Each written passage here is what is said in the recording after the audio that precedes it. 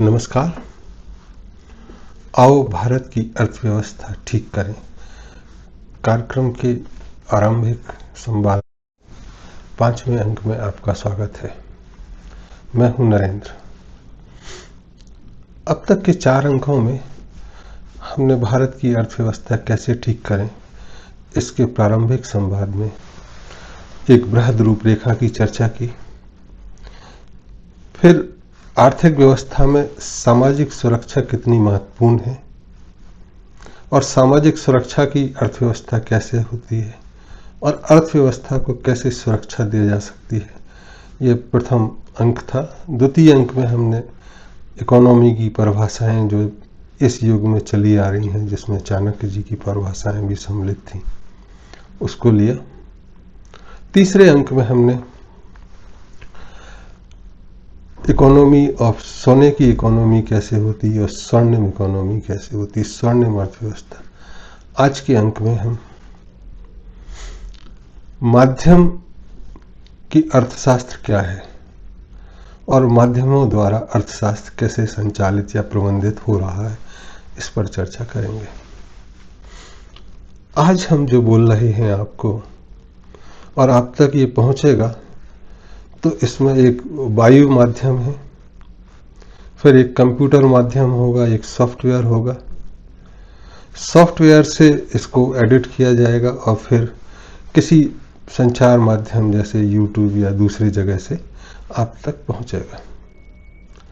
तो इतनी सारी जगह पहुंचने में माध्यम की इतनी ताकत होती है कि वह चाहे तो मेरी आवाज़ को कम कर दे, मेरे वीडियो को खराब कर दे, उसको परिवर्तित कर दे, उसको डिस्ट्रॉय कर दे, उसको चलने ही ना दे।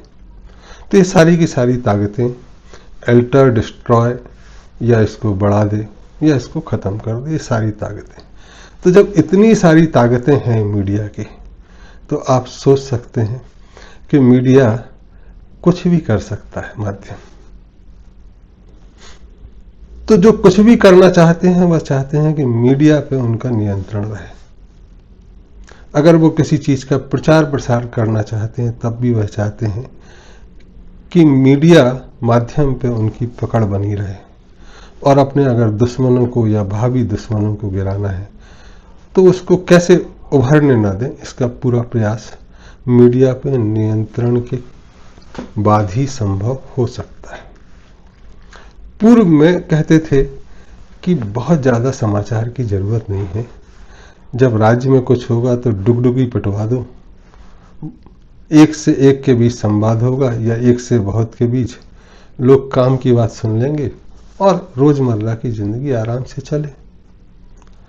तब कहते थे कि कोई खबर नहीं है मतलब जीवन ठीक ठाक चल रहा है, खबर मात्र ही खराबी है। तो आज अगर पूरी दुनिया में खबरों का सिलसिला इतना बढ़ गया है कि 24/7/365 और एक नहीं तमाम चैनल और हर लैंग्वेज में चैनल, और बीच में ऐसा भी हो गया है आज कि आज हम हिंदी में बोल रहे हैं तो आर्टिफिशियल इंटेलिजेंस से, कृत्रिम ज्ञान से मेरी बात तमाम भाषाओं में अनुवादित करके एक साथ भेजी जा सकती है। तो जो भाषाएं मुझे पता ही नहीं है वह क्या दिखा रही हैं, मुझे पता ही नहीं चलेगा। तो आप सोच सकते हो कि मैं मीडिया के बारे में बात कर रहा हूँ, वह पैसे के बारे में बात करें कि मीडिया में पैसे कौन लगा रहा है, इसके पीछे कौन है। तो मीडिया का इतना नियंत्रण है, तो हम समझ सकते हैं कि मीडिया अगर अर्थव्यवस्था ठीक करनी है भारत की और भारत जैसे तमाम देशों की, तो मीडिया पे चर्चा करना कितना जरूरी है। मीडिया पे कंट्रोल करना, नियंत्रण करना है, या मीडिया को इतना खुला और इतना पारदर्शी जैसा बनाना है कि इसकी चीजें सभी लोगों को बाधित ना करें, परेशान ना करें, उनकी खुशी में इजाफा ही करें। तो आज जो मीडिया दिखाई देता है उसके पीछे जो अवधारणा रही है वह महाभारत की युद्ध से ली गई है। कहते हैं कि जब आचार्य द्रोण, जो उस समय युद्ध में उपस्थित महत्वपूर्ण जो योद्धा थे उन सबके गुरु थे। मतलब आप सोच सकते हो कि उनको ज्ञान कितना था। और उनका पुत्र जो कालजयी कहा जाता है, जो मारा नहीं जा सकता है, उसके बारे में खबर। तो जब गुरुजी को कोई मार नहीं सकता, कोई विरोध नहीं होता, तो एक युक्ति अपनाई गई कि अगर इनको बोले कि आपका बेटा मर गया तो ये हथियार छोड़ देंगे, तब इनको लग जाएगा कि कुछ बहुत बड़ा हो रहा है। तो उन्होंने कहा कि उसको मारेगा कौन, वो कालजयी है। तो चर्चा आई कि हम अश्वत्थामा जो उसका बेटा है उसको मारने की बात नहीं कर रहे हैं, वो तो मार ही नहीं सकते। तो एक हाथी दिखाई दिया, उसका नाम भी अश्वत्थामा था। तो बोले इसको मार देते हैं। तो एक ने उसको मार दिया हाथी को, और फिर एक शोर मचाया गया कि अश्वत्थामा मारा गया, मैंने अश्वत्थामा को मार दिया, जिसने मारा था। तो ये कान में बात द्रोणाचार्य के भी पहुंची। द्रोणाचार्य जो गुरु थे उनको बात का भरोसा नहीं हुआ कि अश्वत्थामा को कैसे मारे। लेकिन जब शोर बहुत बढ़ गया और जिसने मारा था वो छाती पीट पीट के बोलता है कि मैंने अश्वत्थामा को मार दिया, मैंने अश्वत्थामा। तो उनका एक शिष्य जो जिंदगी में कभी झूठ नहीं बोलता था, उन्होंने कहा उसको पूछ लेते। हालांकि वो विरोधी सेना का, जिसके लिए वो लड़ रहे थे, उसका विरोधी सेना का वह प्रमुख था युधिष्ठिर, और वो आज भी इस नाम से जाने जाते हैं कि वो झूठ नहीं बोले। तो उन्होंने कहा उसके पास चलते हैं। तो युधिष्ठिर के पास जब आ रहे थे तो उन्होंने कहा ये हमसे पूछेंगे अश्वत्थामा मारा गया तो हम झूठ नहीं बोल पाएंगे। तो युधिष्ठिर को बोला गया कि अश्वत्थामा मारा तो गया ना, हाथी है या इंसान है ये आप बताना।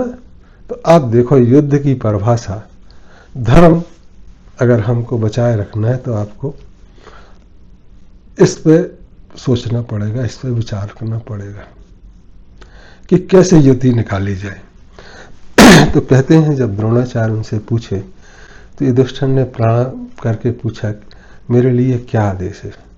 तो द्रोणाचार्य ने कहा कि हम आवाजें सुन रहे हैं कि अश्वत्थामा मारा गया, तुम क्या कहते हो। तो युधिष्ठिर ने कहा अश्वत्थामा मारा गया। और इसके बाद पूरे दूर इतना शोर हुआ कि जो युधिष्ठिर ने अगली बात बोली, इंसान नहीं हाथी, अश्वत्थामा हतो हता नरो नहीं कुंजरा। तो ये आधी बात सुना के इतना शोर हो गया कि द्रोणाचार्य जैसे गुरु जो इतने ज्ञानी थे, बेटा कालजी, उसके बाद भी बात को मान लिए कि मेरा बेटा मारा गया, और उन्होंने हथियार छोड़ दिए और वो बैठ गए। उसके बाद द्रोणाचार्य का वध कर दिया गया। तो जब इतने ज्ञानी और इतने वीर योद्धा जो कालजयी है, उसके मरने की खबर भी सही फैलाई जा सकती है तो कुछ भी किया जा सकता है। वह जो घटना थी धर्म को स्थापित करने के लिए एक अकेली घटना थी, लेकिन इस युग में पिछले 3000 वर्षों से जो तथाकथित मास्टर्स थे कनिंग आर्ट्स के, जिनको राज करना था, उनने कहा कि देखो हम अपनी बात कहलाएंगे और इतना शोर फैला देंगे कि लोगों को समझ ही नहीं आया, इतना शोर फैला दो। तो शोर कैसे भी हो, शोर फैलाना है। तो आज मीडिया में तुम देखोगे कि सारी चैनल, और यहां तक चैनल नहीं, वो उन्होंने इतना भी इंतजाम कर दिया कि सारे धर्म स्थान लाउड स्पीकर लगा लगा के शोर मचाते हैं। गली मोहल्ले में कबाड़ी सब्जी वाला भी शोर मचाता है कि आदमी को समझ नहीं, तो वो पागल हो जाता है एक तरह से। और फिर जो मीडिया कहता है, जो नरेटिव चलाता है कि आज वहां युद्ध हो गया, आज वहां मारे गए, आज सोना बढ़ गया है, आज उसी के धुन में डूबता उतराता रहता, वही बात वो मानता है। तो आज पूरी की पूरी कवायद उस एक सिंगल इंसिडेंट से चल रही है। फिर ऐसा भी कहते हैं कि जो इंसान है ना, वह करेक्टराइज है, वो पुरानी चीजों को पुनरावृत्ति सोचता है कि वैसा ही होगा, कुछ नया नहीं होगा।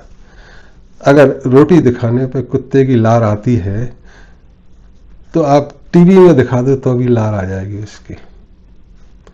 कुत्ता तो 2-4 बार में समझ जाता है कि भैया ये टीवी दिखाया गया। ये आदमी सोचता है जो करेक्टराइज है, जिसको चरित्र निर्माण कर दिया गया, वो 1000 बार के बाद भी सोचता नहीं जो दिखाई दे रहा है वो सही है। हाँ, कैसे झूठ हो सकता है, और हमेशा चला जा रहा लगा है। तो ये जो मीडिया आज चल रहा है, इसका जो विनाशकारी रूप है, जो इसका विकृत रूप है, उससे निजात कैसे पाई जाए, यह एक बहुत बड़ा प्रश्न उभर के आता है। दूसरा प्रश्न यह आता है कि क्या मीडिया की जरूरत है और कितनी जरूरत है।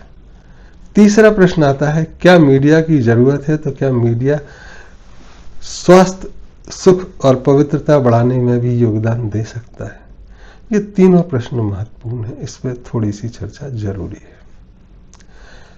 तो पहले तो ये कि जो देखा उन्होंने कि अगर कुछ चाह चाहिए है, कुछ सक्सेस लाना है, कुछ अपना सामान बेचना है, अपना दबदबा बनाना है, तो मीडिया पर नियंत्रण होना चाहिए।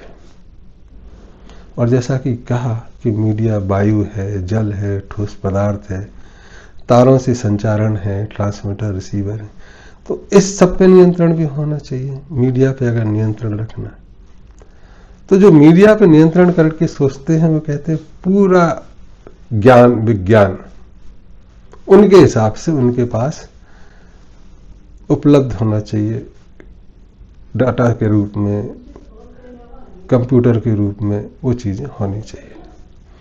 तो वह जो चीजें आ रही हैं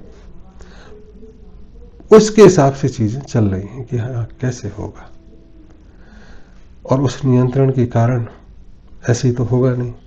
तो वो कहते हैं कि जब मीडिया पर नियंत्रण करना है तो साइंस एंड टेक्नोलॉजी पर भी नियंत्रण करना जरूरी है। साइंस एंड टेक्नोलॉजी पर ऐसे तो होगा नहीं, उसके लिए रिसर्च एंड डेवलपमेंट भी आपका होना चाहिए, उसके लिए पैसा भी होना चाहिए। तो बैंकिंग सिस्टम पे, पूरे पैसे पे भी आपका नियंत्रण होना चाहिए। तो अब पैसे पर नियंत्रण है, मतलब सारे देशों के राष्ट्रपति, प्रधानमंत्री, उन सब पे भी आपकी से होनी चाहिए। और अगर कभी चीज गड़बड़ा जाए तो पुलिस पे आपका दबदबा होना चाहिए, आर्मी आपके नियंत्रण में होनी चाहिए, जुडिशरी आपके नियंत्रण में होनी चाहिए, ये सब चीजें होनी चाहिए। तो आज पूरा एक कॉकस ये है कि दुनिया कुछ चंद हाथों में सिमट के रह गई है।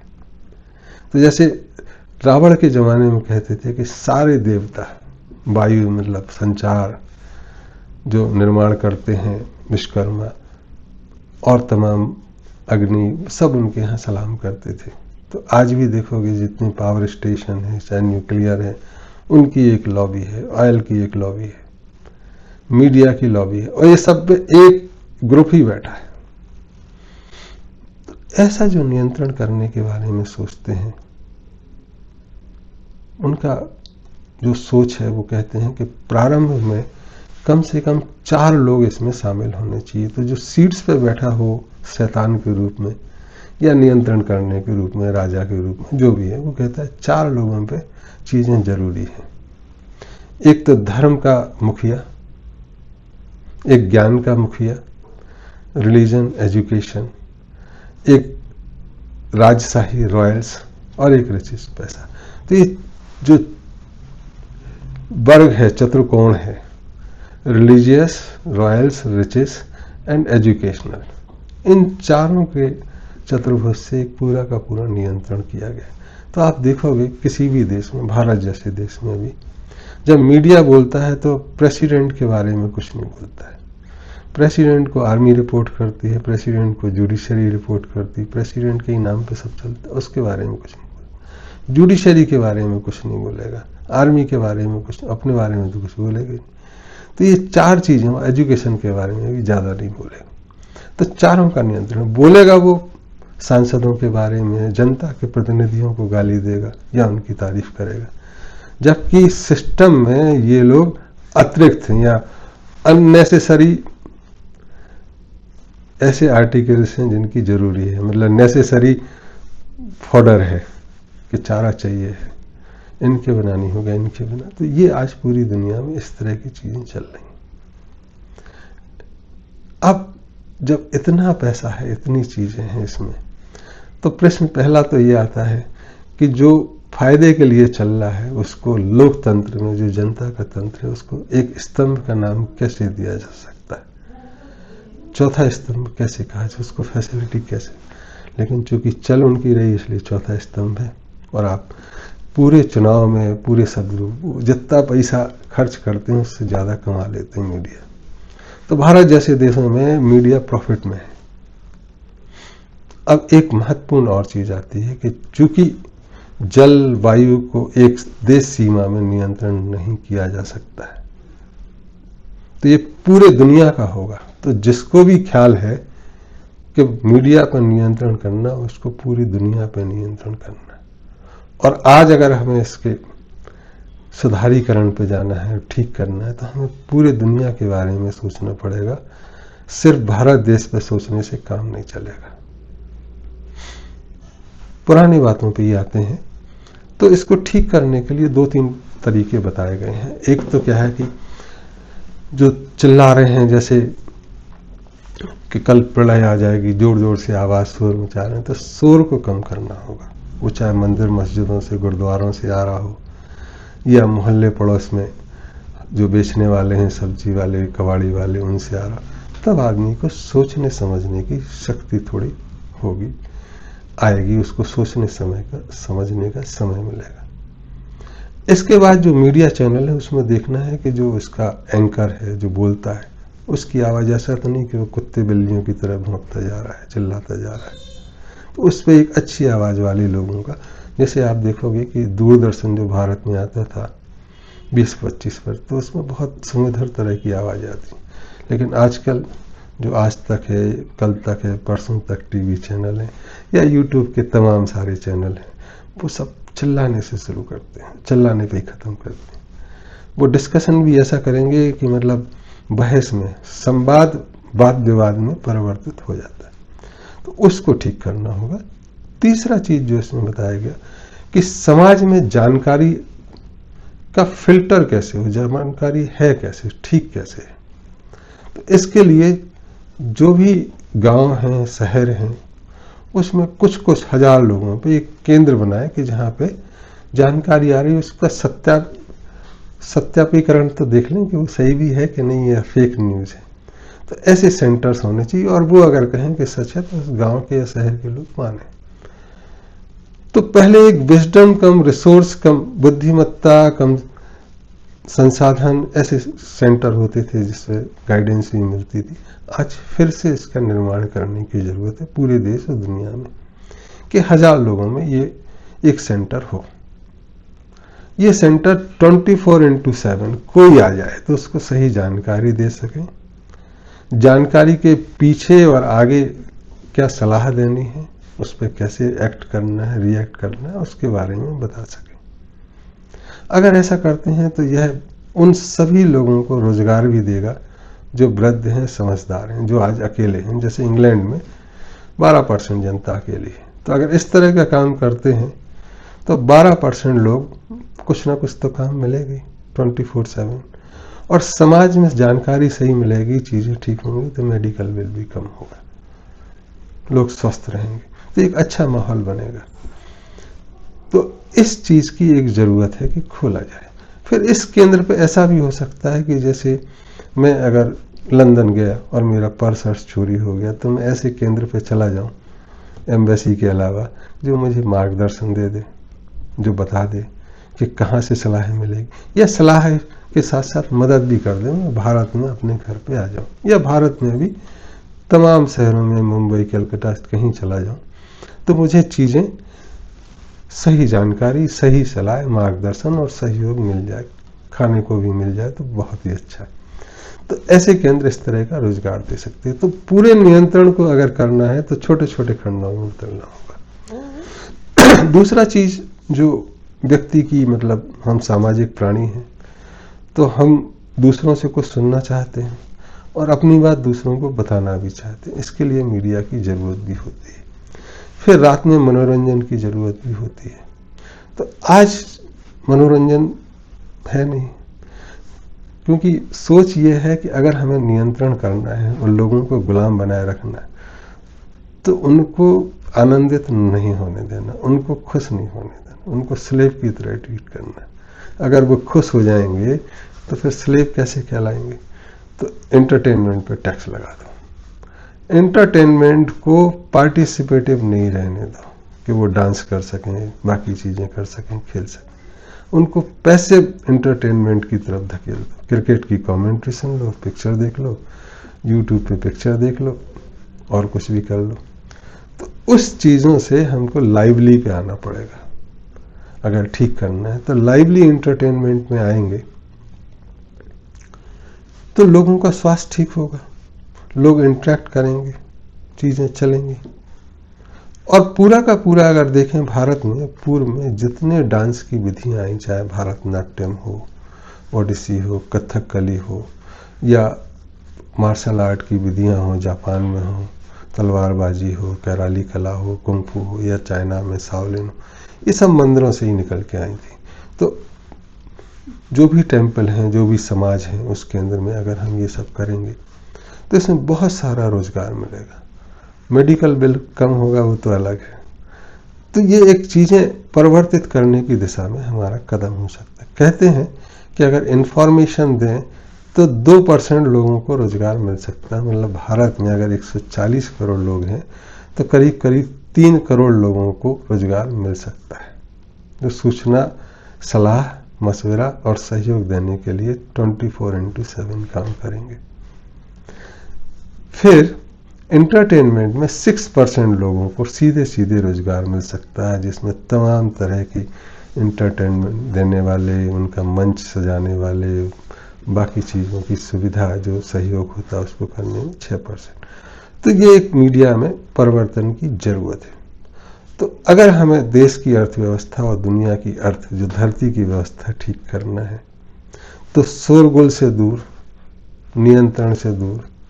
तो आज जो चल रहा है ना कि दुनिया सस्टेन नहीं कर सकती। यहाँ एक बहुत हंसी की बात बताएं, सन 75 के आसपास जब भारत में इंदिरा गांधी प्राइम मिनिस्टर थी, तब कहते थे कि अगर भारत कमजोर है, पीछे है, तो जनसंख्या एक मेन कारण है।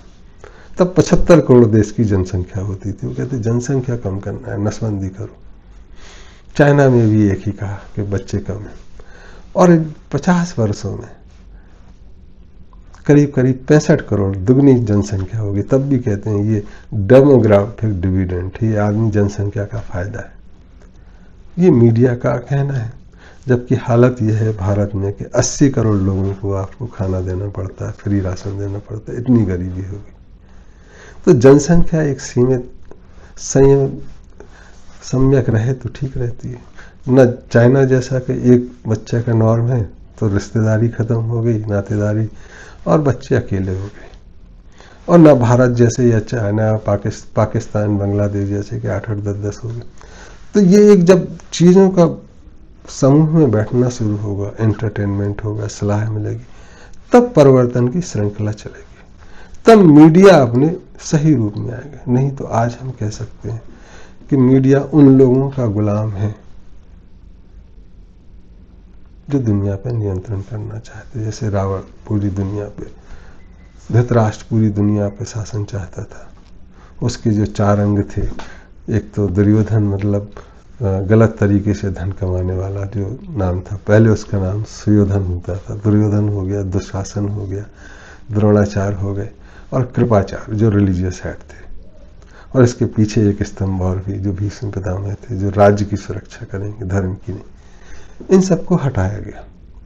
तो भारत ने एक बार द्वापर युग में कृष्ण के नेतृत्व में, दूसरी बार राम के नेतृत्व में मीडिया का जो गलत कार्यक्रम है उसको विराम दिया, एक समाज की पुनर्संरचना की। आज भी अगर हमको ठीक करना है तो मीडिया को ठीक करना होगा, माध्यम को स्वतंत्र करना होगा, उसको किसी का गुलाम नहीं बनना। फिर धीरे धीरे समाज जो जागरूक लोग हैं वह उसको व्यवस्थित कर सकते हैं। तो आज के अंक में इतना ही। अगले अंक में हम इकोनॉमी ऑफ बीफ, जो मांस है गाय का, भैंस का, इसके मांस की क्या अर्थशास्त्र है, और जो बदिया किए हुए नंदी हैं, जो बैल बना दिए गए हैं, या गाय की क्या इकोनॉमिक्स है, उसके बारे में चर्चा करेंगे कि अर्थव्यवस्था में उनका क्या रिलेवेंस है, उनकी क्या तारतम्य है, उपयोगिता या दुष्परिणाम आ रहे हैं, उस पर चर्चा करेंगे। तब तक के लिए धन्यवाद, नमस्ते।